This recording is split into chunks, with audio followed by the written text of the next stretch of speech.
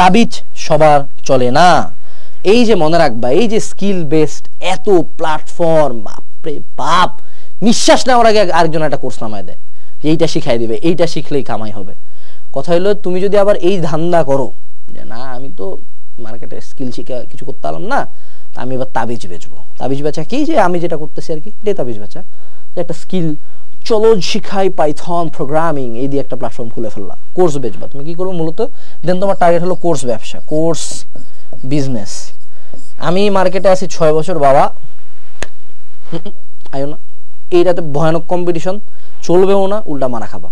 So এই ধান্দাটা অনেক পরে, যখন তুমি আর্নিং করে একদম এগুলো সব ধাপ পার করে তোমার একটা স্টেবল আর্নিং আছে তোমার স্কিলটা থেকে, দেন কাম টু তাবিজ ব্যবসা। এটা কেন বলতেছি, কারণ এখন একটা ট্রেন্ডই চলে, যে যাই করুক, হালার পোলা কোনো কাম না করলেও তাবিজ ব্যবসা করে সামথিং কিছু একটা হয়ে গেছে।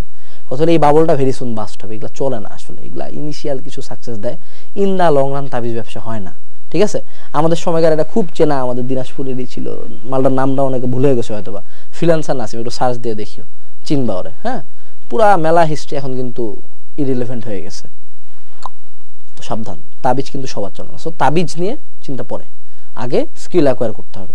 আমি কাউকে ছোট করতেছি না, বাট আমি জাস্ট রিয়েল লাইফ এক্সপিরিয়েন্স দিলাম, একটা উদাহরণ দিলাম।